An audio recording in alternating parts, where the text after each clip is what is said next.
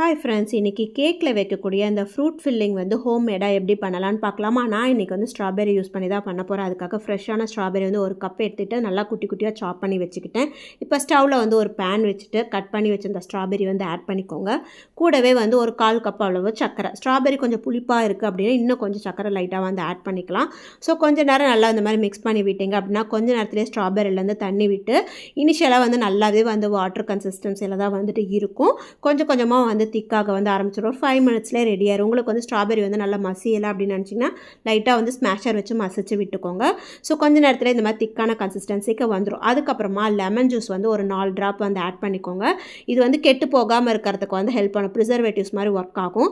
So இந்த strawberry crush வந்து எப்படி ரெடி ஆயிடுச்சு அப்படின்னு நமக்கு தெரியணும். இந்த மாதிரி ஸ்பேச்சுலாவில் வந்து ஃபிங்கர் டெஸ்ட் வந்து பண்ணி பாருங்கள். ஒரு ஃபிங்கர் யூஸ் பண்ணி இந்த மாதிரி ஒரு கோடு போட்டிங்க அப்படின்னா நம்ம லைன் மாதிரி ஃபார்ம் ஆகணும். அப்படி ஆச்சு அப்படின்னா பர்ஃபெக்டாக ரெடியாக இருக்குன்னு அர்த்தம். உடனே வந்து வேற ஒரு பவுலில் வந்து கண்டிப்பாக வந்து சேஞ்ச் பண்ணி வச்சுருங்க. கொஞ்ச நேரத்தில் இந்த மாதிரி ஜாம் கன்சிஸ்டன்சிக்கு வந்துடும். இது வந்து ஸ்ட்ராபெரி க்ரஷ் இல்லை ஸ்ட்ராபெரி காம்பவுண்ட் எப்படி வேணாலும் வந்துட்டு சொல்லலாம். இது வந்து கேக் ஃபில்லிங்க்கும் கப் கேக் ஃபில்லிங்க்கும் வந்துட்டு கொடுக்கலாம். இந்த மாதிரி கப் கேக்கில் வைக்கிற மாதிரி இருந்தால் நான் பண்ணுற மாதிரி நாசில் யூஸ் பண்ணி லைட்டாக வந்து இன்சர்ட் பண்ணி ஒரு ட்விஸ்ட் பண்ணிங்க அப்படின்னா மேலே இருக்க லேயர் வந்து லைட்டாக வந்துடும். அதுக்கப்புறம் நம்ம ரெடி பண்ணி வச்சுருந்த ஃப்ரூட்டை வந்துட்டு ஃப்ரூட் ஃபில்லிங் வந்து உள்ளே வந்து ஆட் பண்ணிக்கலாம்.